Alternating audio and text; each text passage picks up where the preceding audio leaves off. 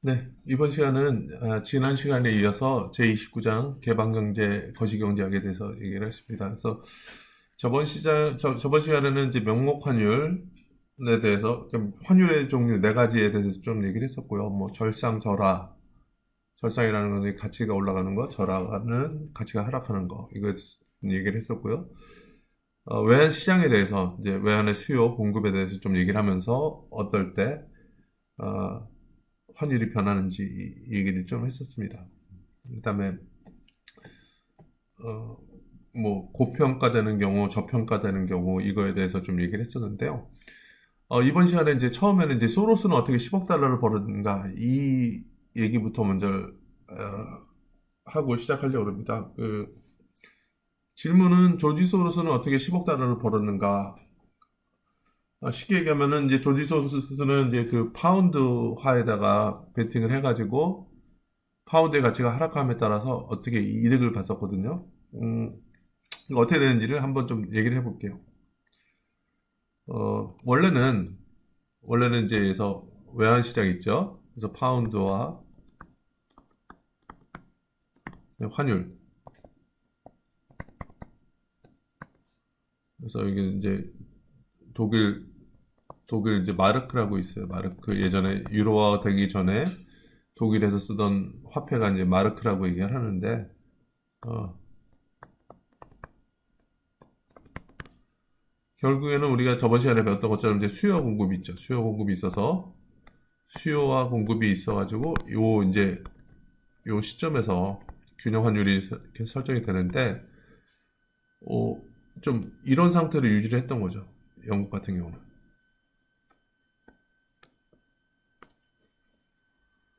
이렇게 이런 상태로 이제 유지를 하려고 했던 거죠. 그러니까 이게 왜 유지를 하려고 하는지는 좀 제가 천천히 좀 얘기를 해드릴게요. 그러니까 이게 원래보다 이게 더 위에 있잖아요. 그렇죠? 원래는 균형에서는 이 환율이 이렇게 정해져야 되는데 이렇게 됐다는 얘기는 뭐냐면은 이게 올라가 있는 거잖아요. 그렇죠? 이거 올라간 상황이니까 어떤 상황이죠? 파운드에서 파운드화가 마르크가 있었는데 이게 1대1에서 이거보다 좀 높게 설정됐다는 얘기는 뭐냐면 이거죠. 그렇죠? 예전에는 1파운드로 1마르크를 살 수 있었는데 높게 유지되는 상황이면은 1파운드화로 2마르크를 사는 상황이 있었죠. 그게 뭐냐면 파운드화 가치가 상대적으로 높아져 있잖아요. 그렇죠? 네? 파운드화가 돼 있었다는 얘기죠. 자, 이랬을 때는 어떻게 한다 그랬죠? 이렇게 유지시키기 위해서는 어떻게 한다 그랬죠? 이 파운드가 고평가되어 있을 때는 파운드에 대한 공급은 이만큼 있고, 그죠? A라는 데가 공급이 있고, A라고 있고. 수요는 어떻게 해요? 수요는 이 환율에서는 수요는 B밖에 없죠, 그죠? 그러니까 파운드화가 초과 공급이 되는 거죠.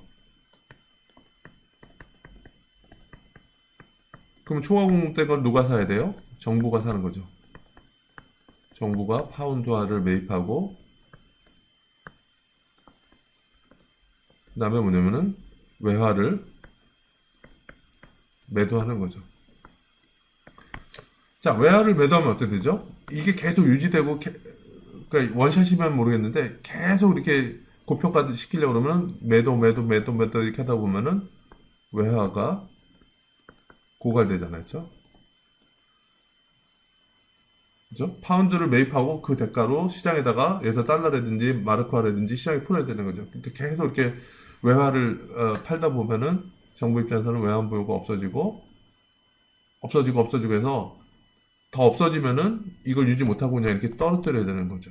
이런 현상이 발생했던 거예요. 그래서 어떤 일이 발생했는지 한번 역사적으로 볼게요. 그래서 제가 이제 인터넷을 했는데 이 이슈가 뭐냐면은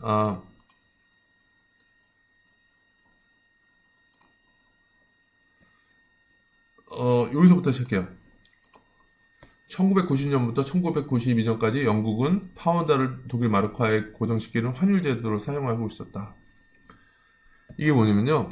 지금은 유로라고 있죠. 유로. 자, 여러분들 유로화 있죠? 그죠? 근데 2000년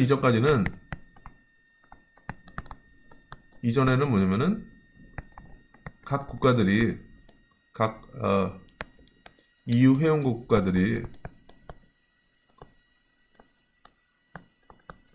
고유 통화가 있었어요. 이전까지는 각 EU 회원국들이 고유 통화를 사용했어요. 예를 들면 독일은 마르크화를 썼었고, 프랑스는 프랑, 뭐 이태리는 리라, 막 이런 식으로 해서 각 EU 회원국 간에 이제 그 각자의 통화를 가지고 있었어요. 근데 그 EU 회원국들 간에는 결국에는 목적이 뭐냐면 경제 통합을 하고 싶었거든요. 그래서 결국에는 이제 그 하나의 통화를 만들기를 원했었던 거죠. 그래서 결국에는 2000년에 이제 유로화라고 그래서 전체 EU 회원국들이 이제 유로화를 사용하기 시작했던 거죠. 그러니까 하나의 통화를 만들기 위해서는 각국 회원국들이 가진 통화들 있잖아요. 그들 통화들 간의 변동성이 적게끔 되게 강제를 했었어요. 회원국들 간에. 그래서 환율을 거의 고정시키다시피 했던 거죠.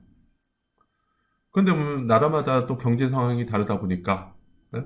경제 상황이 다르다 보니까 이제 그 환율 변동할 요인이 생기는데 환율을 막 고정시키려고 했던 거죠. 그래서 영국도 사실은 이제 그 파운드화를 그러니까 유로 회원국들 간의 통화와 이제 고정시켜가지고 결국에는 나중에 유로화를 이렇게 같이 이렇게 하려고 했었는데 이 사태로 인해 가지고 결국에는 그 영국은 유로화로 통합이 흡수가 안 되고 이제 결국에는 이제 파운드화로 이제 계속 유지되면서 이렇게 그러니까 지내게 됐는데 그래서 가장 큰 사건이 뭐냐면요. 그러니까 파운드화하고 독일하고 이렇게 독일 마르크화 간에는 환율을 그래서 일단은 원칙적으로는 환율을 고정시켜서 안정적으로 유지를 하려고 했어요. 그런데 뭐냐면은 독일이 통일됐어요. 1990년에. 1900년에 통일되니까 어떻게 돼요? 그러니까 동독 지역 개발을 위해 돈을 많이 풀었죠. 그렇죠?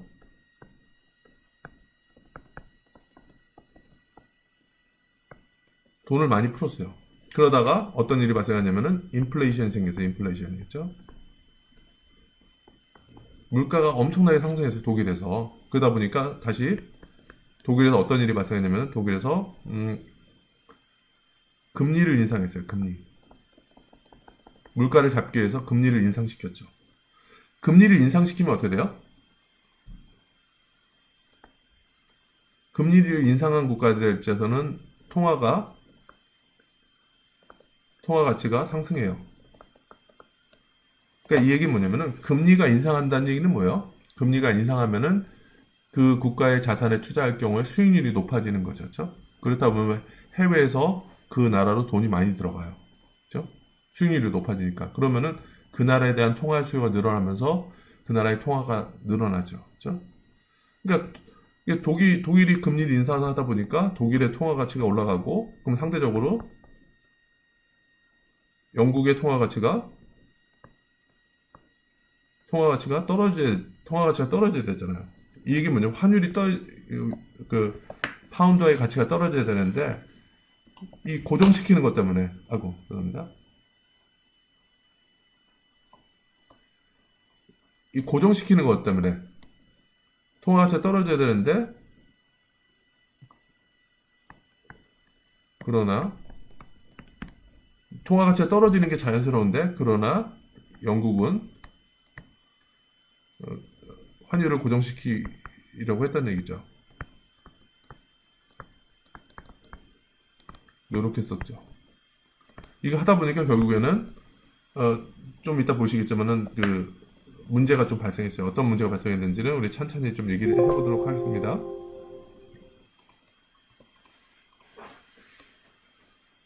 그래서 1992년 여름 시장 변화가 영국 파운드화를 고평가 상태로 만들었다. 이게 뭐냐면은 독일이 금리를 인상했어요. 이렇게 인상하면은 이제 독일의 화폐 가치가 올라가고 영국의 화폐 가치가 떨어져야 되는데, 그러니까 이 그림으로 보면 이렇게 되는 거죠. 그래서 파운드화 있었고, 그다음에 환율, 파운드화가 여기 있고, 독일의 마르크화가 여기 있는 거죠. 수요 공급이 있었는데, 수요 공급이 있어서 환율이 이렇게 돼야 되는데, 그냥 이 상태로 유지시켰다는 얘기죠. 아까 본 것처럼. 그래서 이런 상황이 발생하면 어떻게 돼요? 파운드의 공급이 수요보다 더 많죠. 그래서 초과 공급되는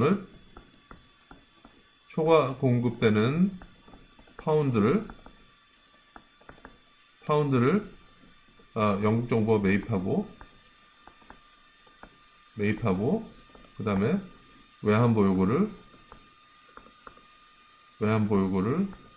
외환을 그냥 파는 거죠. 그러니까 파운드에 대한 초과 공급을 그냥 영국 정부가 이렇게 딱 사들이면서 그 대가로 외환을 시장에 많이 풀었던 거죠. 외환 보유고가 계속 나갔던 거죠. 그렇죠? 그렇게 했었던 얘기죠. 그렇죠? 자, 그럼 어떻게 되겠어요?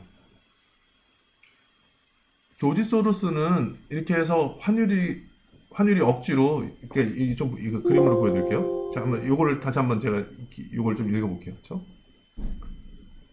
자, 파운드와 공무원 어떤 일이 있었나 볼게요. 1990년 영국은 유럽 내 단위 통화국을 구축을 위해, 그러니까 지금 이걸 계속 유지됐다 그러면은 영국 파운드와도 유로가 될 수 있었던 얘기죠. 그러니까 유럽 내 단위 통화국을 구축을 위해 만들어진 과도기적인 체제인 ERM, 여기 이제 유로화 생기기 전에 그런 시스템이었거든요. 거기 가입해가지고 파운드와 대비 좀 어느 정도 안정되게 유지되도록 했었던 거죠. 그렇죠? 근데 어떤 일이 발생했냐면은 이제 90년에 독일이 통일되고 독일은 동독 발전을 위해서 이제 투자를 하면서 화폐를 풀리면서 인플레이션이었었죠. 그래서 90년부터 92년 동안 인플레이션을 억제시키기 위해서 금리를 지속적으로 인상했던 거죠. 독일 입장에서는. 자, 그러면은 자연스럽게 놔두면은 독일이 계속 금리를 인상시키면은 독일의 화폐 가치는 올라가고 파운드화는 절하가 되는데 가치는 떨어져야 되는데 그걸 유지시키기 위해서 그냥 계속 이렇게 이런 식으로, 그죠? 원래는 파운드의 가치가 떨어져야 되는데 계속 고평가 상태를 유지시켰던 거죠. 그죠? 그래서 이제 계속 유지를 시키려고 했다는 얘기는 여기서 본 것처럼 어떻게 가능해지냐면은 파운드의 공급이 수요보다 많으니까 파운드화를 사고, 그죠? 매입하는 대신에 영국 정부가 대신에 파운드를 사는 대신에 외환을 밖에다가 다 팔아줬던 거죠. 그렇죠? 외화를 매도하고 그러다 보니까 외화가 고갈된 거죠. 그렇죠? 그 외화가 고갈됐을 경우는 더 이상 파운드화를 살 수가 없는 거예요, 시장에. 그러다 보니까 결국에는 다시 이제 균형인 이쪽으로 이제 떨어지게 됐던 거죠. 그래서 뭐냐면은, 요 그림에서, 그러니까 요 슬라이드에서 본 것처럼, 여기까지는 그래도 파운드랑 마르크를 고정시키려고 막 이렇게 유지를 하다가, 그쵸? 이 얘기는 뭐냐면은, 환율, 파운드하고, 마르크, 환율, 파운드 이렇게 썼을 때, 원래는 균형은 여기인데, 이걸 이렇게 고정시키려고 했었으니까, 그쵸? 그래서 요 시점까지는 막 이렇게 유지를 하려고 엄청 노력했던 거죠. 그럼 이렇게 유지하면 어떤 일이 발생한다 그랬죠? 잘 보세요. 다시 A라는 점이 있고 B라는 점이 있죠. 그러니까 시장에서는 어떤 일이 발생을 하냐면은 시장에서는 영국 파운드화의 초과 공급이 발생하는 거죠. 초과 공급이 있으니까 정부의 역할은 뭐냐면 이 유지하기 위해서는 정부는 파운드화를 시장에서 사야죠. 초과 공급되는 걸 다 사들여야지 환율을 유지시킬 수 있는 거죠. 파운드를 매입하고 외환을 매입하는 대가로 외환을 매도를 한 거죠. 근데 이게 어떻게 가능하겠어요? 어떻게 가능하다 그랬죠? 이것은 정부가 외환 보유고가 있을 때, 그죠?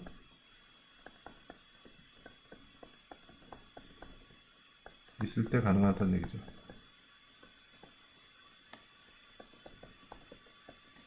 그죠?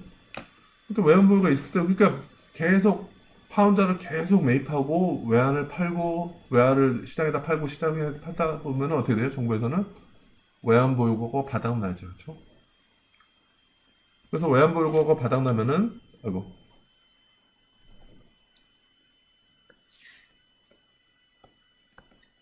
어, 외환 보유고가 바닥 나면은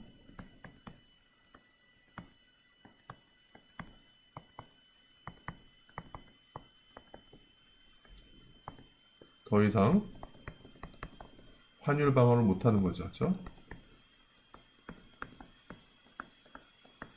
못 하고 파운드화가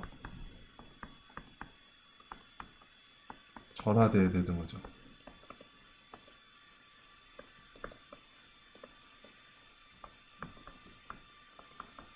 이렇게까지 버티다가 결국에는 외환 보유가 이제 딱 떨어지니까 이렇게 떨어뜨린 거죠.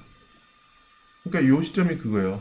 이 시점. 여기까지는 이제 버티려고 막 하다가, 그러니까 파운드와 초과 공급된 거를 영국 중앙은행에서 계속 매입하다가 더 이상 외환 보유가 없으니까 그냥 이렇게 쭉 떨어진 거죠. 이쪽으로 다시 이제 없어지니까 이렇게 떨어진 거죠. 자, 그럼 조지 소로스는 어떻게 벌었을까? 조지 소로스는 이가 떨어질 거라고 예상한 거죠.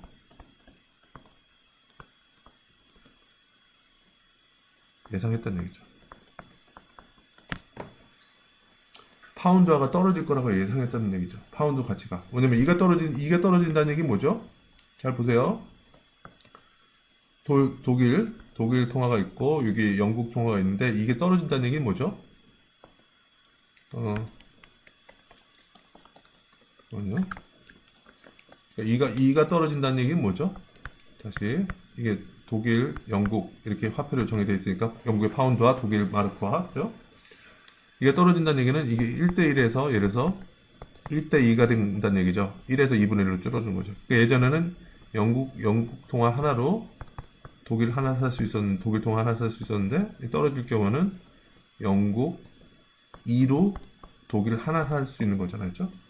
그럼 어느 거에 가치가 떨어진 거예요? 절상절하 얘기를 했었죠. 독일 통화가 상대적으로 비싸졌고, 그렇죠? 영국의 통화가 상대적으로 싸졌죠. 그러니까 영국 통화는 절하가 되는 거고 독일 통화는 절상이 되는 거죠. 그렇죠? 그렇게 이해하면 되는 거죠. 자, 그러면 그러니까 소로스는 이게 봤던 게 이 영국이 이걸 유지 못한다. 그렇죠? 유지 못한다. 외환 보유고도 얼마 없다. 그렇죠? 그러니까 결국엔 떨어질 거다 예상한 거죠. 그래서 소로스는 파운드와 절하가 있기 전에 바로 직전에 파운드와 절하에 베팅했다. 그러니까 이렇게 유지됐을 때 이거 더 이상 못 버틸 것이다. 그래서 이거는 파운드가 떨어질 것이다. 그죠? 이거에 베팅을 한 거죠. 이 베팅을 한다는 게 뭐냐면요. 그냥 간단해요, 아이디는. 잠깐만요. 그러니까 소로스의 전략은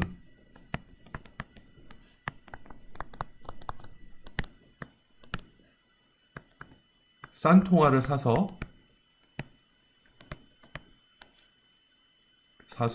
빌려서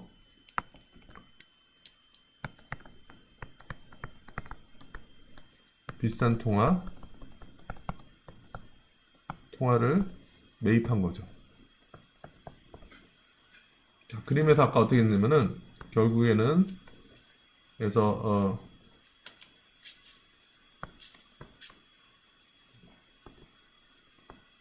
파운드화가 있었고 이게 이제 환율이 영국 파운드와 그 다음에 독일 이렇게 돼 있었죠. 그래서 얘네는 이렇게 유지시키려고 했는데 결국에는 이게 떨어질 것이다. 더 이상 못하기 때문에 이게 떨어질 것이다. 그렇죠? 예상을 한 거죠. 자, 이러면 어떻게 되는지 한번 볼게요. 그래서 이런 거는 뭐냐면은 2가 1대1에서 2가 1대2로 될 것이다. 떨어질 것이다. 예상한 거죠. 예상.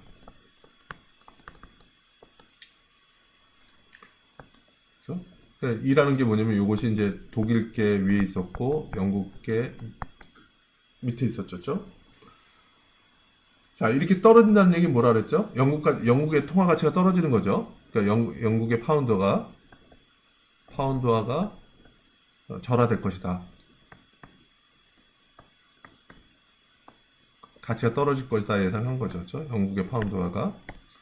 자, 그래서 어떻게 되냐면은 이 사람은 뭐냐면은 지금 현재 어떻게 되냐면은 소로서는 어떻게 되냐면은 현재 파운드화를 빌려서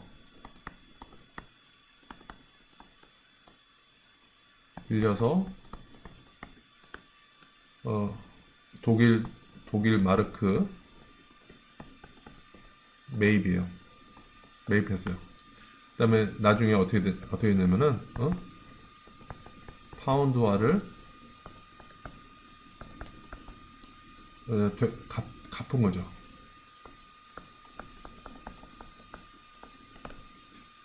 자, 여러분 이거 어떻게 되는지 한번 볼게요. 아이디어는 되게 간단해요. 그러니까 뭐냐면 아까 환율이 떨어질 거라 예상했었죠. 그러니까 독일께 있었고 그 다음에 영국께 있었죠.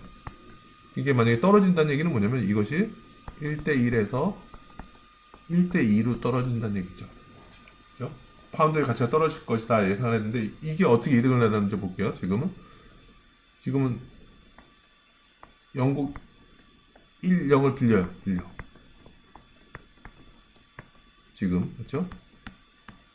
그래서 어느 정도 사냐면 지금 환율 요거이기 때문에 독일 거 요거를 매입하는 거죠.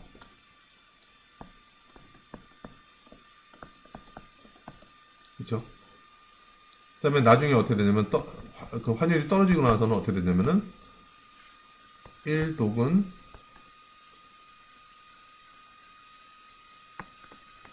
나중에는 뭐냐면은 독일 통화를 영국 통화로 그냥 환전하는 거죠. 환전. 그렇죠. 지금은 뭐냐면 환율이 1대1이기 때문에 지금 영국 통화 1 영국 통화를 빌려서 지금은 1 동일 통화를 매입할 수 있죠. 그렇죠? 근데 나중에 이제 환율이 이렇게 변하고 나서는 이걸 다시 영국 통화로 환전하는 거죠. 근데 뭐냐면은 이 비율로 보면은 지금까지 그러니까 독일 1파운드 1 독일화를 매입했는데 이걸 환전하려고 그러면 나중에 보면 환율이 이렇게 변했기 때문에 이거는 이 영국 통화가 되잖아요. 그렇죠? 그러니까 이게 떨어지면은 그렇죠? 그래서 어떻게 되냐면은 그래서 이형 중에서 맨 처음에 초기에 1-0 통화를 빌렸잖아요. 그렇죠? 통화를 그냥 상환하는 거죠. 다시 되갚는 거죠. 빌렸으니까. 그러면 남는 게 뭐예요, 이 사람은?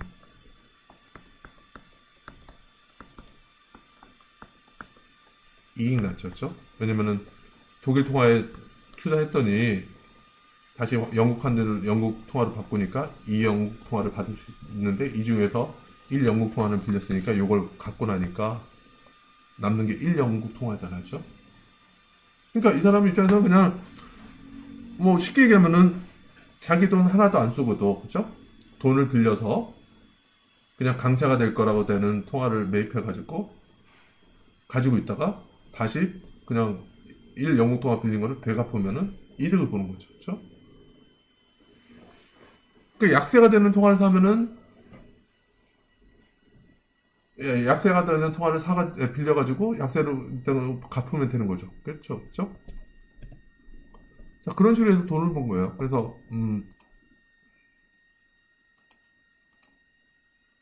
이거는 어떻게 베팅했느냐? 아까 얘기한 것처럼 절하될 것이다. 어떤 통화 가치가 따로 절하될 것인가 이렇게 생각하면은 절하될 것이라고 예상되는 통화를 빌려요.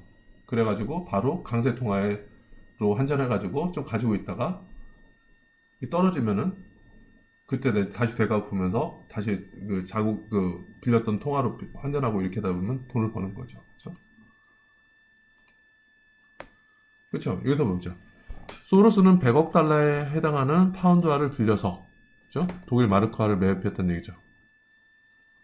빌렸어요. 그렇죠? 그러니까 뭐냐면은 그래서 검은 수요일 날 파운드화는 12% 평가 절하됐고, 그러니까 이가 떨어졌다는 얘기죠. 소로스의 마르크화는 파운드 대비 가치가 상승했다. 그렇죠? 그래서 소로스는 파운드와 부채를 상환하였고 이련해서 10억 달러의 이익을 냈다. 이렇게 얘기를 하는 거죠.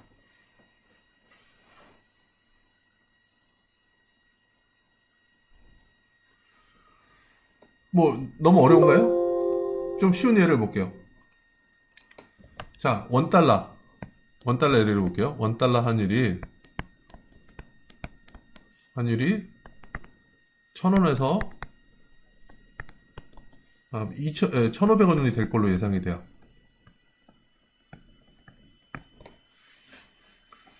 자, 그러면 어떤 게 약세가 될 것 같죠? 자, 보세요. 항상 여기서죠. 예전에는 1달러로 1,000원을 살 수 있었는데, 나중에 보면은, 그러니까 이게 1,000원이라는 것은 1대 1,000, 1대 1,000 이렇게 비율로 생각하면 아주 쉬워요. 그죠? 지금은, 그러니까 나중에 어떻게 될 거냐면 1달러로 1,500원이 될 것 같아요. 자, 그러면 어느 화폐의 가치가 상승했죠? 예전에 1달러 1,000원 살 수 있는데 지금은 1달러로 1,500원이 살 수 있는 거죠. 그렇죠? 그럼 달러가 강세되는 거죠. 같이 올라가는 거죠. 자, 그 다음에 그럼 어떻게 돼요? 원화는 약세 절하, 그죠? 예상이 되는 거죠. 그렇죠? 자, 소로스의 전략은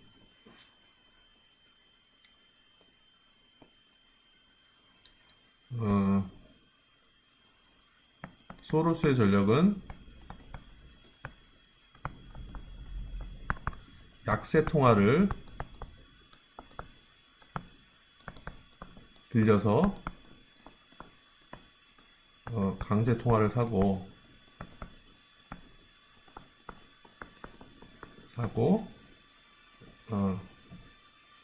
갚으면 되는 거죠.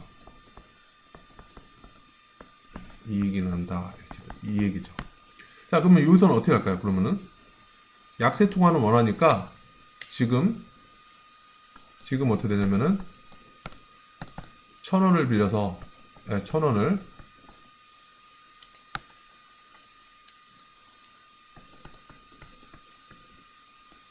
그러니까 원화가 약세가 될 것 같으니까, 그렇죠? 그래서 1,000원을 빌려서 1달러, 그렇죠? 지금 강세 통화니까 1달러죠, 그렇죠? 이거 구입하는 거예요, 그렇죠? 근데 나중에 어떻게 돼요? 나중에 환율이 이게 올라가니까 원달러가 그러니까 원화가 그러니까 달러가 절상될 것 같으니까 나중에는 뭐냐면은 1달러를 1달러가 어떻게 돼요? 1달러 1,000원에서 1,500원이 된다고 얘기했잖아요. 그러면 이때는 1달러를 가지고 1,500원을 다시 받을 수 있잖아요. 그렇죠? 환율이 1,000원에서 1,500원을 바꿀 수 있으니까 이게 1,500원 돼가지고 그래서 1,500원 중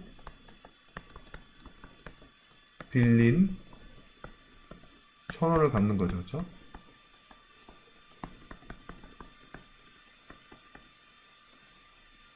그러면 최종적으로 500원이 이익이 된다.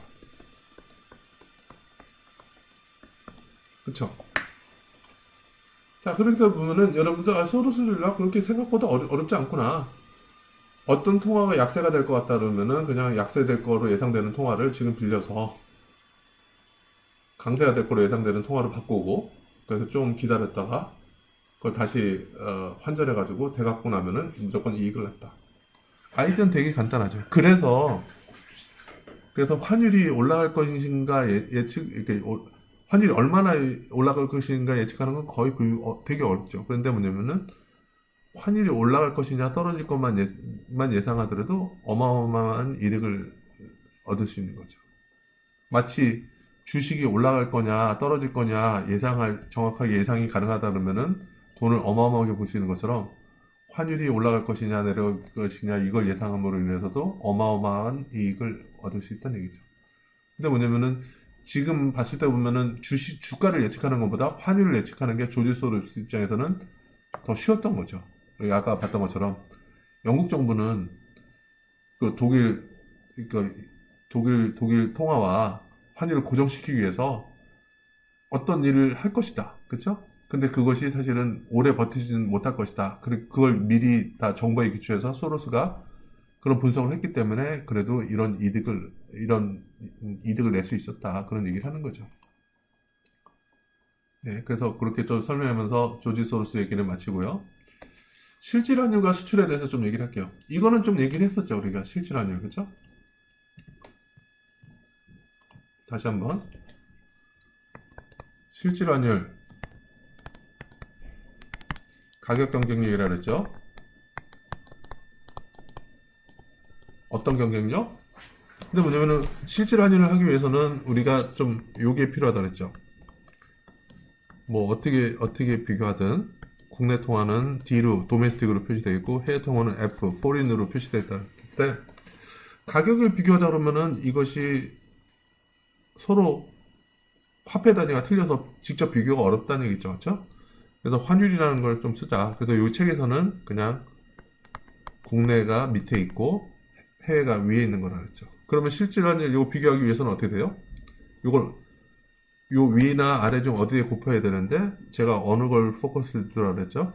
분모에 뭐가 있는지 환율이 있죠? 그랬을 때 그거 있는 부분에다 곱하라 하죠. 그렇죠? 그러면은 DD 이렇게 하면 없어지면서 이 국내 가격이 해외 통화로 변환되면서 같은 통화로 비교할 수 있다. 이렇게 되는 거죠.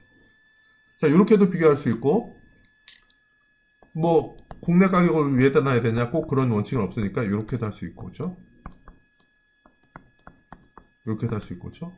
우리 네 가지로도 할 수 있다 그랬죠? 실질환율도 또 환율을 국내를 밑에다 하지 않고 국내를 위에다 할 수 있다. 이렇게 할 경우는 또 이것도 또 다르게 표현할 수 있다 그랬죠? S를 쓸 경우는 어떻게 돼요? S. 그래서 S는 그 국내 통화, 해외 통화 이렇게 나누기 이렇게 됐을 때 요거는 여기다 어디다 곱해야 되죠? 보면은 원칙은 F가 밑에 있으니까 여기다가 그냥 곱하면 된다. 그렇죠?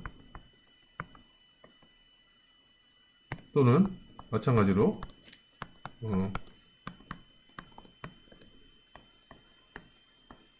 그랬을 때는 이렇게 된다. 그렇죠? 그래서 어차피 1, 2, 3, 4 이렇게 식으로 네 가지 경우에 있어서 실질환율을 네 가지로 정의할 수 있는데 어느 게 비싸지느냐는 다 똑같아요. 그러니까 올라가느냐 떨어지느냐 이렇게 얘기하면 상당히 복잡해지는데 이 두 개 비교했을 때 여기 올라가면 어떻게 돼요? 국내 가격이 더 비싸진다. 그렇죠? 이렇게 올라가는 거는 요것도 마찬가지예요. 이렇게 됐을 때도 국내 가격이 올라간다. 그렇죠? 이렇게 할 수도 있고 이렇게 하면은 국내 가격이 올라간다. 그렇죠? 이렇게 하면은 이렇게도 국내 가격이 올라간다. 근데 방향은 다르죠. 이렇게 놓으면은 실질환율이 올라가는 식으로 되고 이거는 실질환율이 떨어지는 식으로 되어 있고 이거는 실질환율이 올라가는 식으로 되어 있고 그 다음에 실질환율이 이건 떨어지는 식으로 되어 있고 그러니까 실질환율이 떨어진다 올라간다 또는 명목환율이 올라간다 떨어진다 막 이렇게 얘기하는 거는요 환율이 어떻게 정의되는지 정확히 보고 실질환율에서는 국내 어떻게 정의되는지 정확하게 알아야 될 필요가 있는 거죠. 근데 요 교과서에서는 이 네 가지 케이스 중에서 요거를 사용했어요. 1번을. 왜냐면은 이게 이렇게 쓰는 게 뭐냐면 명목환율 방향성이랑 실질환율 방향성이랑 똑같아요. 이게 뭐냐면은 명목환율 올라간다는 얘기 뭐죠? 이게 올라간다는 얘기 뭐죠? 다시 한번 이렇게 올라가는 거랑 똑같죠. 그러면 국내 통화 가치가 올라가는 거예요? 해외 통화 가치가 올라가는 거예요? 그냥 해석하면은 예전에는 국내 통화 하나로 해외 통화 하나 살 수 있었는데 지금은 해외 통화, 아니 국내 통화 하나로 해외 통화 두 개를 살 수 있네요. 그렇죠? 그러면 국내 통화가 가치가 올라가는 거죠. 그렇죠? 그럼 절상이 되는 거잖아요. 그렇죠? 자, 보세요. 절상. 자, 여기서 보면은 만약에 그러니까 2가 올라가면 어떻게 돼요? 2가 올라가면은 여기서는 어떻게 돼요? 국내 가격이 올라가는 거죠. 그렇죠? 실질 환율에서는. 그러면은 국내 재화의 가치가 비싸지는 거죠. 그럼 뭐냐면 이거는 국내 통화의 실질 절상이라고 얘기하는 거죠. 그래서 국내 재화의 가격이 비싸진다는 얘기는 뭐냐면은 비싸지니까 수출이 안 되고 그러니까 해외 가격이 상대적으로 싸지니까 수입이 잘 돼서 우리 이제 무역 수지로는 적자 보고 막 이러는 거죠. 그런 얘기를 여기서 계속 할 거예요. 그렇죠? 그래서 실질 환율과 수출 부분은 여러분들이 거의 한 7, 80%는 이미 여러분들이 좀 그러니까 얘기를 했으니까 여러분들이 좀 어느 정도는 이해하실 수 있을 거라고 생각하고요. 월마트와 같은 미국 수입 업체는 중국에서 구입하는 비용과 미국에서 구입하는 비용을 동일 통화로 환산하여 비교한다. 그렇죠? 자, 보세요. 그러니까 환율은 이 책에서는 국내 해외로 정의되어 있어요. 그렇죠? 그러니까 국내 통화 하나당 해외 통화 개수 이렇게 됐어요. 자, 그러면 미국산 제품은 자기네들 국내잖아요. 미국 책이니까. 그러니까 요거는 이제 국내 이렇게 돼 있어요. 그렇죠? 그렇죠? 중국산 장난감은 해외 통화로 돼 있죠. 그렇죠? 그럼 이거를 달러 비교하려고 그러면 여기 이제 D로 돼 있잖아요. 그렇죠? 그럼 이것도 이 중국산 제품도 D로 변화시켜야 되는데 그럼 어떻게 하면 되겠어요? 이렇게 하면 되죠. 그렇죠? 왜냐면 이게 이렇게 돼 있다 그러면은 1 over D, 2는 역수를 취한 거니까 이것은 D over F 돼 있잖아요. 그렇죠? 요거는 결국에는 D over F로 거꾸로 되니까 FF 없어지면서 중국산도 달러로 이렇게 변할 수 있겠죠. 그렇죠? 그러니까 이 얘기는 그 얘기죠. 그러니까 뭐냐면 다시 잘 보면 환율이 어떻게 정의됐나 보세요. 환율은 그러니까 국내 통화 1단위당 해외 통화 비율 이렇게 돼 있었는데 요 역수를 취하면 어떻게 돼요? 이거는 해외 통화 1단위당 국내 통화 비율 이렇게 돼 있었잖아요. 그렇죠? 미국산 장난감 가격은 미국 입장에서는 이게 국내 가격이다. 그렇죠? 그다음에 요 해외 가격은 F로 돼 있는데 1 over 2를 쓰면은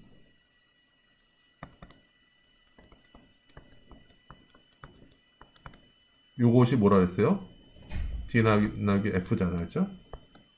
그러니까 이게 중국산 가격도 달러 가격으로 변환이 될 수 있다. 그렇죠? 이렇게 될 수 있는 거죠. 그러니까 위안 가격에다가 역수를 취하면 이것이 달러 가격이 된다. 이렇게 될 수도 있고 또는 그냥 요거를 그냥 위에다 놓으면 어떻게 돼요? 국내 가격 그다음에 해외 가격 이렇게 돼 있는데 여기다 그냥 환율을 이렇게 곱하면 어떻게 돼요? 환율은 이 자체로서는 F 나누기 D였으니까 이거는 딱딱 없어져서 미국 제품의 가격이 위안화 가격으로 변할 수 있는 거죠. 그렇죠? 그다음 밑에는 그다음 중국 제품의 위안화 가격 이렇게 할 수 있는 거니까. 그렇죠? 그래서 실질 환율은 미국의 재화와 서비스 베스켓 달러 가격. 베스켓이라는 것은 결국에는 이제 재화 서비스 베스켓이라는 것은 이제 물가를 얘기하는 거 물가 지수. 그렇죠? 해외 동일한 재화 서비스 베스켓을 이것도 뭐냐면은 이것도 물가 지수죠. 달러 가격으로 나눈 비율이다. 자, 여기 보세요. 그러니까 미국 재화는 이렇게 달러로 표시되어 있죠. 그다음 환율은 어떻게 돼요? 환율은 여기서 봤을 때는 국내 통화 한 단위당 해외 통화 비율 이렇게 돼 있었고 중국의 가격은 F로 돼 있으니까 그렇죠? 그렇게 되면 어떻게 돼요? 요거는 FF 없어지면서 미국 제품도 이렇게 위안화 가격으로 표시될 수 있고 위안화 제품은 원래 위안화로 돼 있으니까 같은 통화를 이용해서 비교할 수 있다 이렇게 얘기를 하는 거죠. 그렇죠? 자, 그러면은 여기서 실질환율 어떻게 구할 수 있을까요? 명목 환율은 이라는 것은 유로당 달러가 0.85다. 그렇죠? 그다음에 스타벅스 라떼의 미국과 프랑스에서 가격은 각각 3.5와 5유로다. 그렇죠? 그 달러 가격은 얼마예요? 3.55. 그다음에 유로 가격은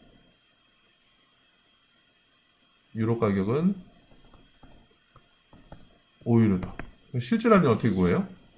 그냥 공식은 뭐냐면은 그냥 아무 때도 상관없잖아요. 여기서는 이제 국내를 위에다 놨으니까.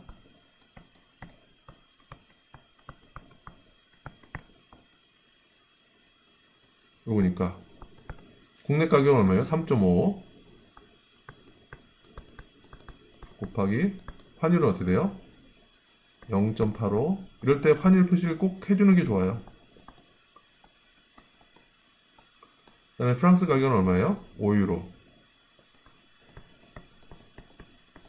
자, 그럼 어떻게 돼요? 요거는 위에 부분은 원래는 미국에부터 팔리는 건데 요거를 유로로 환산한 거죠. 그렇죠?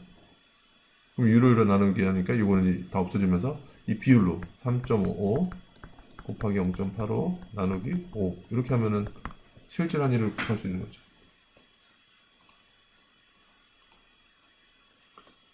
자, 그러면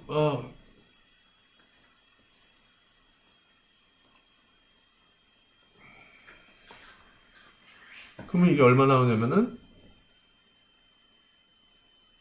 이게 0.6 정도 나오네요. 그렇죠? 자, 이 얘기가 뭐죠?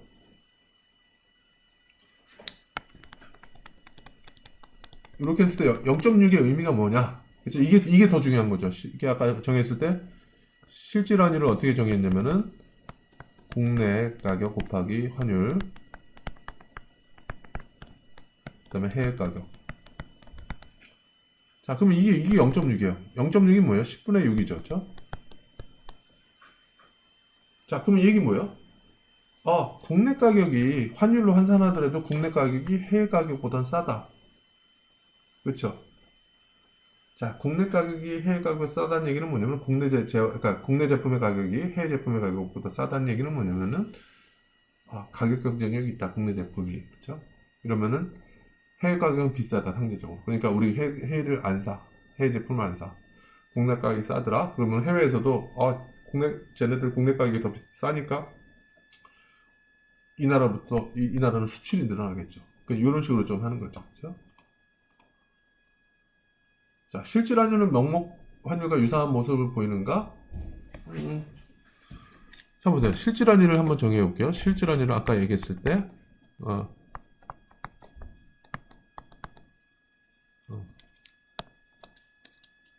가격 경쟁력을 비교한다 그랬으니까 이거죠.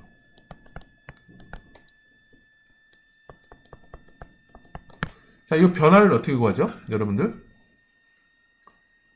변화율.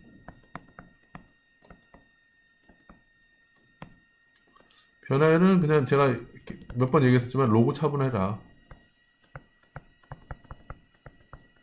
로그 차분하는 얘기죠. 그래서 뭐냐면은 lnq는 lnp 플러스 lne 마이너스 lnp 스타죠. 그렇죠? 그럼 로고 차분한다는 얘기는 여기서 과거 이전 값을 빼줘라. 그렇죠? 그럼 어떻게 돼요?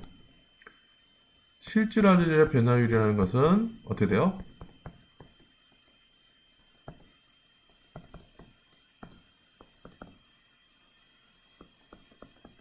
그렇죠? 이게 이제 이것이 이제 물가 지수이기 때문에 이런 거는 결국에는 이제 인플레이션 차이, 국내 인플레이션, 해외 인플레이션, 그다음에 환율의 변화율 이렇게 되는 거죠. 그래서 실질 환율 제가 이렇게 여기서 질문은 뭐냐면은 실질 환율은 명목 환율과 유사한 모습을 보이는가? 그럴 수 있죠. 만약에 인플레이션 이것이 변하지 않는다 그러면, 그러니까 단기적으로는 우리가 경제학에서 단기라는 것은 물가가 변하지 않는다 그랬죠. 그랬을 때 단기적으로 봤을 때는 실질 환율과 명목 환율은 같이 움직이죠. 그렇죠? 그런데 장기적으로 보면은 이 물가가 변하고 이렇게 하다 보면은 명목 환율 변화율과 실질 환율 변화율이 좀 다를 수도 있죠.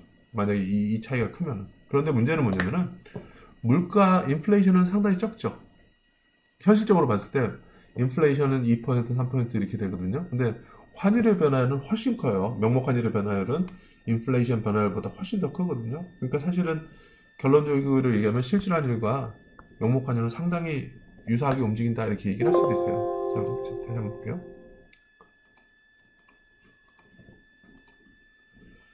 자, 그래서 질문은 실질 환율은 명목 환율과 유사한 모습을 보이는가? 지금 뭐죠? 실질 환율 Q라 그러면은 그다음에 명목 환율 E라 그러면은 우리가 본 것처럼 실질 환율 변화율이라는 것은 국내와 해외 인플레이션 차이와 그 다음에 명목 환율의 변화율이다.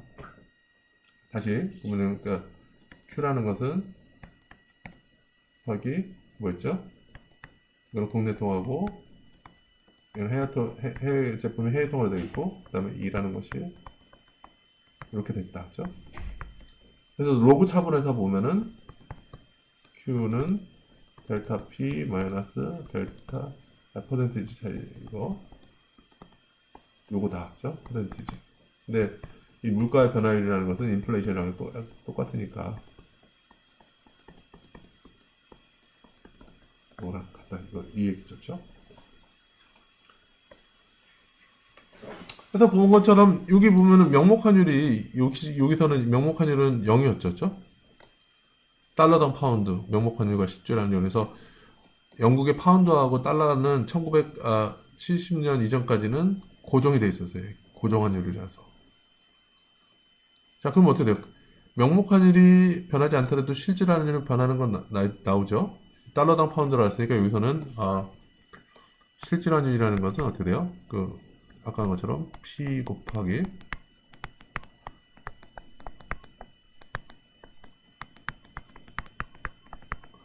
했을 때 실질환율의 변화율이라는 것은 요 국내 물가 변화율 그걸 인플레이션이라고 했죠. 그러니까 국내 인플레이션 그다음에 빼기 분자 있는 거 로그 차분을 해주면은 영국의 인플레이션 플러스 환율의 변화, 그렇죠? 그러니까 이때 당시에는 뭐냐면은 여기 여기까지는 명목 환율이 0이더라도 그죠? 물가의 차이가 있기 때문에 실질 환율은 이렇게 변할 수 있다는 얘기죠. 자, 그 다음부터는 어떻게 되세요? 그 다음부터 절대 크기는 똑같지는 않지만은 움직이는 모양새가 상당히 유사하죠, 그렇죠? 상당히 유사하죠. 그게 왜 그런다 그랬어요? 이 물가 차이보다 인플레이션 차이보다 환율의 변화율이 훨씬 더 크다는 얘기죠. 그러니까 이 명목 환율의 변화율이라는 것이 실질 환율 변환의 큰 부분을 차지하기 때문에 그 이후부터는 그래도 상당히 유사하게 움직인다. 모양새는 그렇게 이해를 하시면 되는 거죠. 그래서 실질 환율은 명목 환율과 유사한 모습을 보이는가? 항상 그러는 것은 아니다. 그렇죠? 그러니까 지금 아까 본 것처럼 1950년부터 1960년까지는 명목 환율은 0이었다. 그렇죠? 그런데 실질 환율은 변화했다. 무엇 때문에? 인플레이션 차이 때문에. 그렇죠? 그러니까 이때는 고정환율제라서 그러니까 명목 환율은 0이었지만 실질 환율은 물가 차이에 의해서 좀 변해서 명목 환율과 실질 환율은 좀 차이를 보였다. 그렇죠? 그러나 1967년 이후 실질 환율이 명목 환율보다 더 하락하긴 했지만은 실질 환율과 명목 환율은 같이 움직였다. 이 얘기는 뭐냐면은 명목 환율의 변화율이라는 것이 이 인플레이션 차이보다 훨씬 더 크기 때문에 명목 환율의 변화율, 실질 환율은 명목 환율의 변화율에 대부분 영향을 받기 때문에 상당히 좀 유사하게 움직였다. 이런 얘기를 하는 거죠. 자, 실질 환율이 상승하면은 미국의 대중 수출과 중국의 대미 수출은 어떻게 변하느냐? 미국 기준으로 할게요. 미국 기준으로는 실질 환율은 미국 기준으로 했을 때 미국 달러 가격이 있고요. 그다음에 환율은 어떻게 되냐면은 국내 통화가 밑에 있었고 위안화가 이렇게 있었죠. 그다음에 위안화 가격은 해외 가격은 위안화는 그냥 이렇게 돼 있는 거죠. 자, 보면은 여러분들 실질 환율이 상승하면 이 얘기도 뭐냐면요.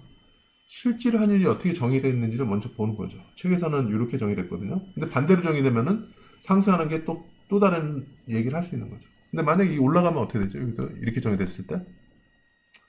그래서 1대1이었다가 갑자기 2대1이 되면 어떻게 될까? 이 부분은 미국의 제품이죠. 왜냐면 미국의 제품을 달러 없애고 위안화로 변동시킨 거죠. 그죠? 미국 제품의 위안화 가격. 요건 밑에 건 뭐예요? 중국 제품의 위안화 가격. 그러니까 서로 가격을 비교하는 거죠. 이게 올라갔다는 얘기는 뭐냐면은 미국 재화의 가격이 상대적으로 상승한 거죠. 비싸진 거죠. 그죠? 상승했다는 얘기는 뭐냐면은 미국 재화 가격이 재화가 비싸졌다는 얘기죠.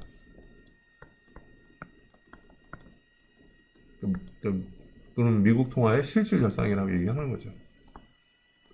그럼 어떻게 돼요? 미국 재화가 비싸지면은 미국 재화의 수출은 안 되겠죠. 수출이 줄고 중국 제품이 상대적으로 싸니까 중국 제품 미국에서 중국 제품 수입은 늘어나겠죠. 그러면 미국 입장에서는 순수출이 감소하고 반대로 중국 입장에서 보면 순수출이 증가하고 이렇게 되는 거죠. 그렇죠?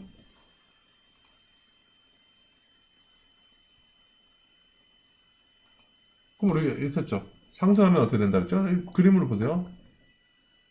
달러, 이, 위안화, 달러, 그다음에 여기도 요거 이제 위안화 이렇게 돼 있었죠. 그렇죠?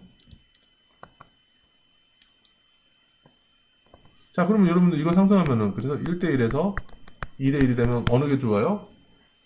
미국은 잘 안 되죠. 미국은 비싸지니까 안 좋죠. 그러니까 중국 입장에서는 미국 제품이 비싸니까 수입 안 하죠. 줄어들죠. 근데 중국 제품이 상대적으로 싸니까 미국 수출 늘어나고 그죠. 그러면 여러분들 이게 올라갈 때 떨어질 때 해석해 보면은 여러분 다 해석될 수 있어요. 미국 입장에서는 자기네 제품이 비싸니까 중국으로 수출을 덜 하겠죠. 중국에서 안 사니까. 그죠? 그다음에 중국 수입 제품이 싸니까 수입이 늘어나겠죠. 그죠? 여러분들 뭐 올라갈 때 떨어질 때 이렇게 여러분들 다 이렇게 여러분들 할 수 있다 이거죠. 그래서 순수출은 이렇게 된다는 얘기죠. 순수출 곡선은 환율이 상승하면 어떻게 돼요?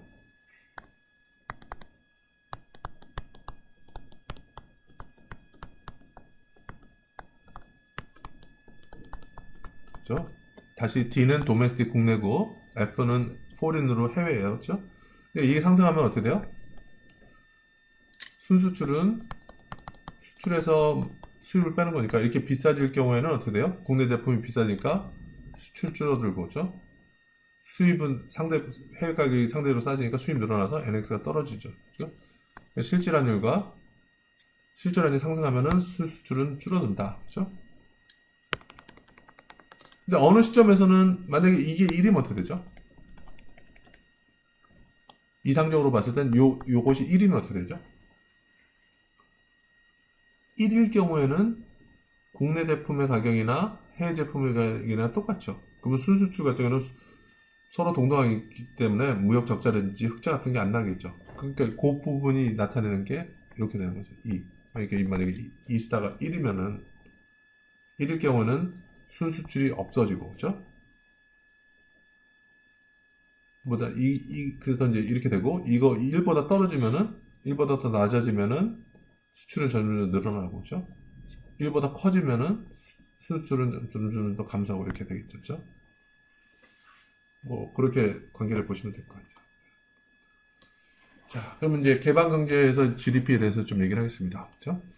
국민소득 계정 항정식은 이렇게 돼 있었죠? 또는 Y는 C 플러스 I 플러스 G 플러스 NX. 그쵸? 순수출이라는 것은 수출에서 수입을 뺀 거다. 또는 여기서는 이제 수출을 X라고 그러고 수입을 M이라고 했으니까 이렇게 나도 되죠. 그쵸?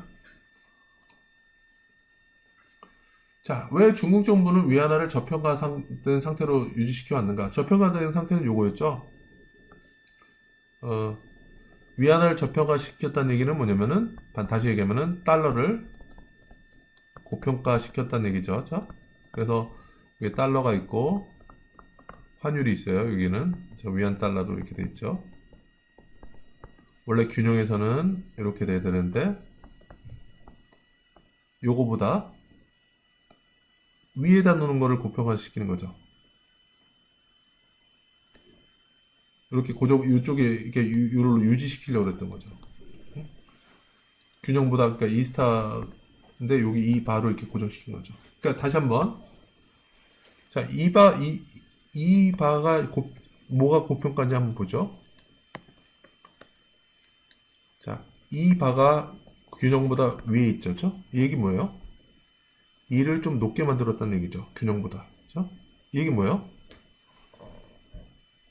위안화 이게 환율이 이렇게 정의되어 있는데 이것이 1대 1이 아니라 2대 1로 만들었다는 얘기죠. 올라가는 거니까. 그러면 어느 게 더 비싸지는 거예요? 어느 게 더 비싸지는 거예요? 원래는 1달러로 1위안화 사는 게 맞는데 1달러로 2위안화를 살 수 있도록 하는 거죠. 그래서 상대적으로 달러를 강하게 만드는 거죠. 그렇죠? 그러니까 일을 높게 만들면 어떤 일이 발생하죠? 아까 본 것처럼 실질환율에서 어떻게 되냐면은 실질환율은 이렇게 정의를 했어요.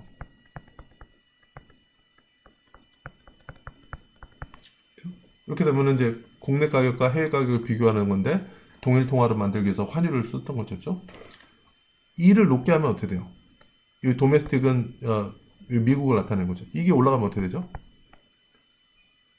미국의 제품을 비싸게 만드는 거죠. 그렇죠? 그러니까 위안화를 저평가로 만들었다는 얘기는 달러를 고평가로 만들었다는 얘기죠. 그렇죠? 이렇게 달러를 고평가시키는 이유는 뭐냐면은 실질환율이 증가하면은 상승하면은 미국의 NX가 감소하죠. 그렇죠? 다시 말하면 중국의 순수출이 증가하게 만들어서 중국한테 여기서 Y를 증가시킬 수 있다. 이렇게 보여주는 거죠. 그렇죠? 그래서 위안화 약세는 위안 달러 실질환율 2를 고평가되게 만든다. 그러니까 위안화 약세는 달러를 고평가시킨다. 그렇죠? 그래서 2가 상승하면은 그러니까 다시 말하면은 그러니까 실질환율을 아까 여기서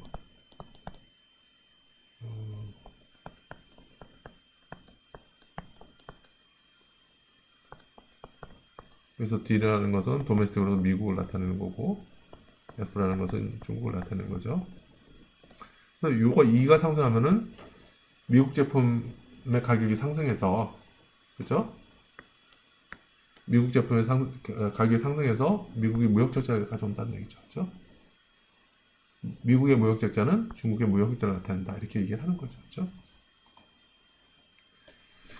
그래서 막 계속 중국이 그러니까 위안화를 그러니까 의도적으로 좀 약하게 만들었다. 또는 의도적으로 달러를 강하게 만들었다. 강세로 만들었다. 그렇게 얘기를 하면서 지금 보시는 것처럼 미국의 무역 수지는 계속 지속적으로 이렇게 적자를 만들었던 거죠. 그렇죠?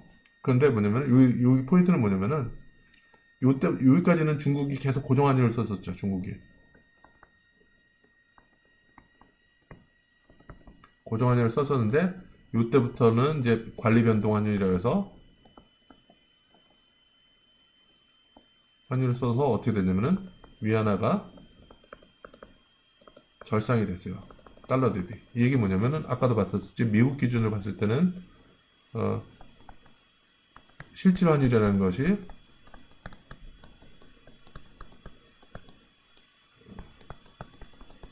이렇게 돼 있었는데 여기까지는 고정 환율을 써서 이 환율이 변하지 않았던 거죠.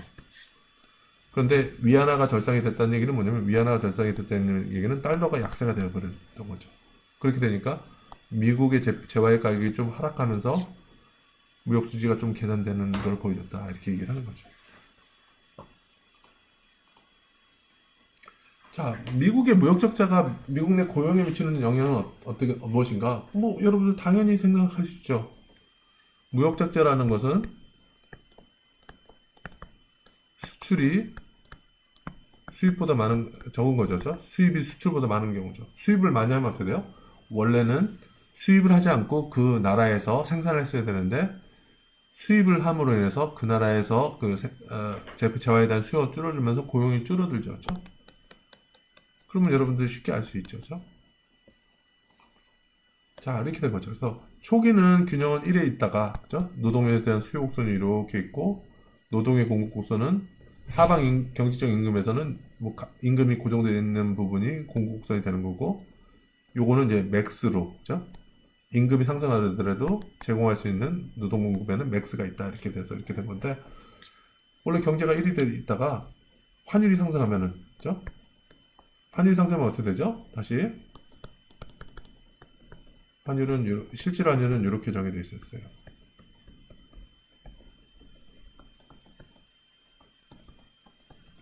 그래서 요게 상승하면, 그러니까 요게 상승하면 어떻게 돼요? 요게 상승했다는 얘기는 뭐냐면은 그 자국의 재화의 가격이 올라갔다는 얘기죠. 순수출이 감소하더라. 무역수지 적자를 낸다는 얘기. 수입을 많이 하고 그러면은 수입을 많이 하다 보면 그 국내에 있던 산업들이 좀 죽죠. 그러니까 여기서 그 산업에서의 노동 수요가 줄어들죠. 그래서 고용이 감소한다는 얘기죠. 그래서 실질 환율이 절상되면 고용은 감소한다. 그렇죠? 통화 정책은 실질 환율이 어떤 영향을 주냐? 자, 그러니까 미국의 통화 정책은 실질 환율 절상 시 어떻게 대응할 수 있냐 이거죠. 그렇죠? 그래서 실질 환율을 하락시키기 위해서 확장적 통화 정책을 사용할 수 있다. 이 얘기는 무엇이죠? 실질 환율이 뭐죠? 실질 환율은 그러니까 국내 가격, 해외 가격, 그렇죠?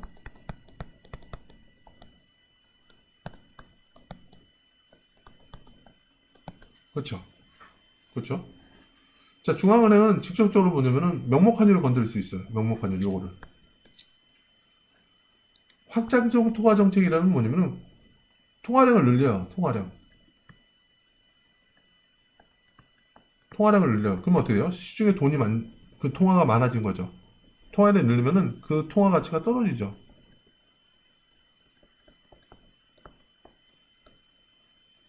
이게 뭐냐면 그러면은 명목 환율이 떨어져요. 예전에는 1대1이었다가 돈이 많이 풀리니까 국내 통화가 더 많이 풀리니까 이렇게 될 수도 있다는 얘기죠. 예전에는 어, 국내 통화 하나로 해외 통화 하나를 살 수 있었는데 이가 이렇게 됐을 때 근데 시중에 국내 통화 많이 풀리다 보면은 이 통화가 떨어져서 국내 통화 두 개로 하나의 해외 통화를 살 수 있다는 얘기죠. 이렇게 하면 이가 떨어지는 거죠. 그럼 이가 떨어지면 어떻게 되죠? 실질 환율은 이 부분이 이 스몰 이가 떨어지니까 국내 가격이 떨어지죠. 그러면 어떻게 돼요? 상대적으로 국내 자와의 가격 경쟁력이 높아지죠. 국내 가격이 저렴해지니까, 그렇죠? 그럼 실질 환율도 떨어지겠죠, 그렇죠? 그래서 확장적 통화 정책은 신용의 공급 곡선을 우측으로 이동시켜서 금리를 인하시킨다. 이것도 말이 되죠. 시중에 돈이 많아지니까 금리가 떨어지죠. 금리가 떨어지면 어떻게 돼요? 그 자산에 대한 매력도가 떨어지죠. 그러면은 그 자산에 대한 매력도가 떨어지니까 그 나라 통화에 대한 수요가 떨어지면서 통화 가치가 떨어지죠. 그렇죠? 그래서 금리의 인하는 미국 자산에 대한 수요를 감소시켜 순자본 유출이 증가한다. 또는 미국에서 금리 인하할 경우에 미국으로 돈이 안 들어온다는 얘기죠. 왜? 수익률이 떨어지니까 오히려 더 높은 해외로 나가죠. 그렇죠? 그러니까 통화에 대한 수요가 떨어지면은 어떻게 돼요? 그 통화 가치가 떨어지는 거죠. 그렇죠? 그래서 실질 금리의 하락과 순자본 유출은 동시에 실질 환율의 하락을 가져서 순수출을 증가시킨다. 그래서 제가 이거 보여드린 것처럼 요거를 떨어질 때도 실질 환율도 하락시킨다는 얘기죠. 그렇죠? 그래서 실질 환율을 하락시키면은 국내 제품이 그렇죠? 만약에 2가 1대1에서 떨어졌다는 얘기는 이렇게 떨어질 경우에는 예전에는 국내 가격이나 해외 가격이 똑같았는데 이 환율이 하락함으로 해서 이제는 국내 가격은 1이고 해외 가격은 2다. 국내 가격이 더 싸졌다. 그러니까 국내 제품이 수출을 더 많이 하고 수입은 더 적게 함으로써 순수출을 증가시키는 거죠. 그렇죠? 여기서 본 것처럼 그래서 이제 자금 시장에서 봤을 때 보면 실질 금리가 그렇죠? 그러니까 통화 공급을 늘리면은 실질 금리가 하락하고 그렇죠? 자, 그러면 저번 시간에 봤던 것처럼 이제 순자본 유출은 이게 실질 금리가 그러니까 금리가 인하면은 지금 미국 자산에 대한 수요를 감소시켜서 순자본 유출이 증가한다. 그렇죠? 그래서 그 실질금리 하락과 순자본의 유출은 동시에 실질환율의 하락을 가져서 순수출을 증가시킵니다. 이렇게 했는데 다시 한번 쉽게 설명하면 이런 거죠. 이거처럼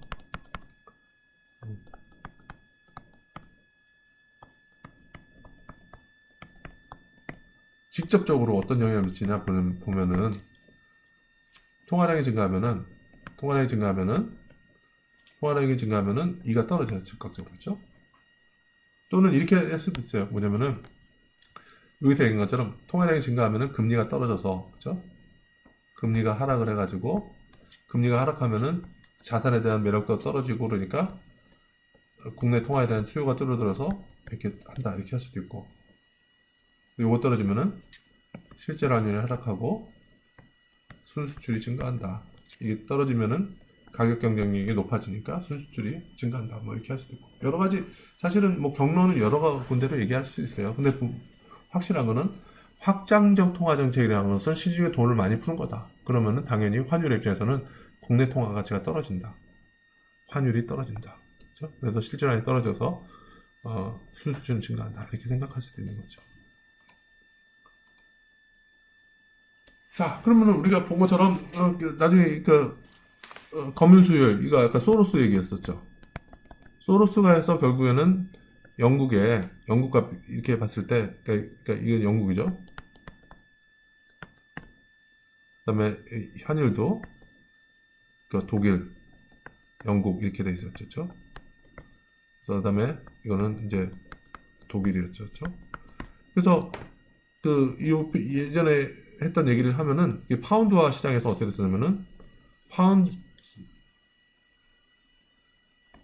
독일 환율, 그죠? 0 이렇게 됐을 때, 환율 이렇게 됐을 때, 요거를 이렇게 고정시키려고 막 이렇게 해서 그냥 파운드화 매입하고 외화를 막 이렇게 외화를 팔고 이렇게 하다가 외환 보유가 떨어져가지고 결국에는 얘네들은 이렇게 됐다는 얘기죠. 이렇게 시켰다는 얘기죠. 이게 떨어졌다는 얘기죠. 결국에는. 그래서 뭐 소로스는 엄청난 돈을 벌었다 그랬는데 영국 경제적으로 봤을 때를 보면은 이게 떨어지면 어떻게 돼요?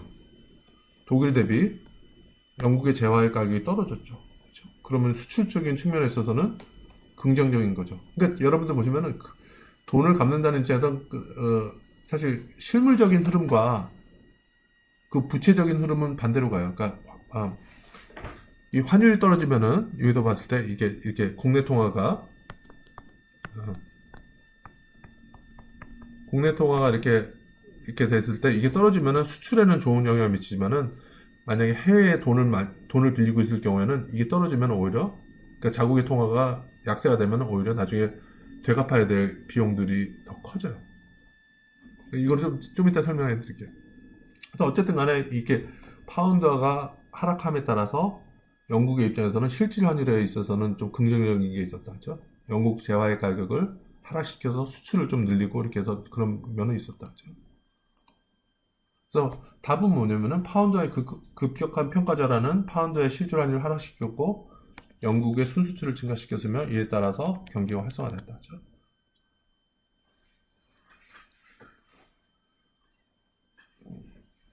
자, 마지막, 그러니까 또 있나요?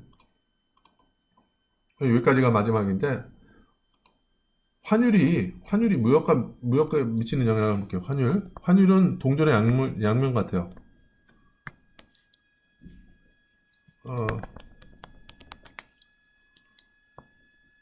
국내 통화의 가치 하락.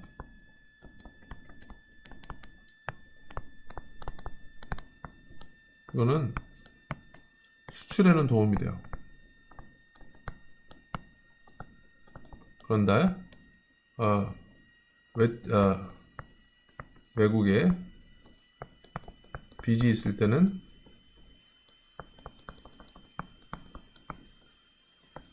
불리하다는 얘기. 수출에는 유리하다, 불리하다 이렇게 얘기할게요. 그러니까 이게 뭐냐면은 그러니까 수출 흐름에는 통화가치 하락하는 게 좋은데 금융적인 흐름에 있어서는 되게 안 좋다는 얘기죠. 뭔지 한번 보여드릴게요. 자, 우리 원달러 있죠, 원달러. 1,000원에서 만약에 2,000원으로 됐다고 보죠. 자, 자, 그러니까 미국과만 비교하는 거예요. 그럼 우리가 그 실질 환율을 어떻게 구하죠?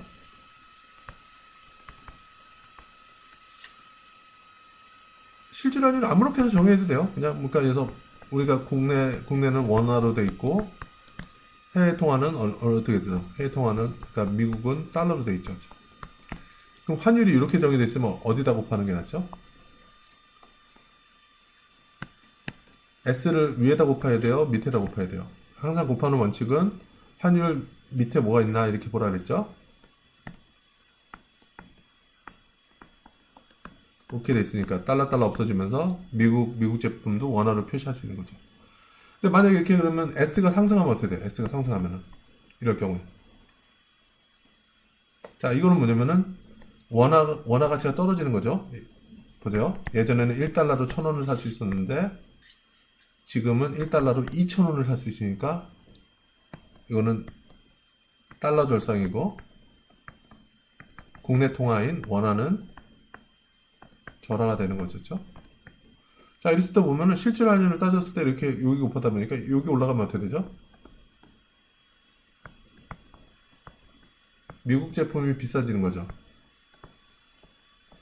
가격이 비싸져서 국내에서 우리 한국 입장에서는 수출이 증가하고 수입이 감소해서 한국에 있어서는 NX가 증가하죠. 그렇죠?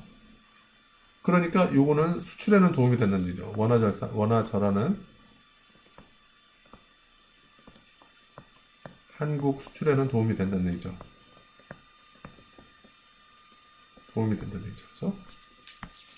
근데 만약에 돈을 빌리는 사람 입장에서 그러니까 외국에 돈을 빌리는 사람 입장에서 빌린 사람 입장에서는 어떻게 되나요? 이거죠. 자, 원달러가 1,000원에서 지금 얼마 됐다 그랬죠? 그러니까 2,000원이 됐다 그랬죠. 이 사람은 아까 소로스 케이스랑 소로스 사례랑 정반대죠. 외국에 돈을 빌린 사람 입장에서는 지금은 1달러를 빌렸죠. 외국에 돈을 1달러 빌려가지고 지금 얼마를 했냐면 1,000원을 바꿨어요. 환율이니까. 그죠? 근데 나중에는 어떻게 되냐면은 1달러를 갚아야 되잖아요. 그죠? 1달러를 갚아야 되려면은 그때는 얼마를 갚아야 돼요? 환율이 올라가지고 갚기 위해서는 이게는 2,000원을 필요하는 거죠. 그렇죠? 그러니까 처음에 외채를 발행했을 때는 1달러 빌려서 그냥 국내에서 1,000원을 쓰려고 1달러를 빌렸는데 이게 환율이 이렇게 상승할 경우에는 어차피 달러로 갚아야 되는데 이게 환율 올라갈 경우는 2,000원을 있어야지 원달러 1달러를 갚잖아요. 그렇기 때문에 국내 통화의 약세는 분명히 수출에는 도움이 돼요. 근데 국내 통화가 약세되면은 외채에 대한 부담이 늘어나요. 외국에서 빌린 돈에 대한 부담. 그렇기 때문에 정부 입장에서도 환율을 무작정 국내 통화를 약세를 무한대로 할 수는 없어요. 그래서 환율을 어느 정도 안정적으로 유지하려는 이유가 이것 때문에 그래요. 실물 시장에서는 플러스는 금융 시장에서는 마이너스다. 그렇기 때문에 적절한 수준에서 유지시키려고 노력하는 것이 환율 정책이 되는 거죠. 네. 자, 이상으로 수업을 마치겠습니다. 그래서 전반적으로 봤을 때 경제학 원론 2 수업도 오늘이 마지막이네요. 한 학기 동안 수고 많으셨습니다. 네, 감사합니다.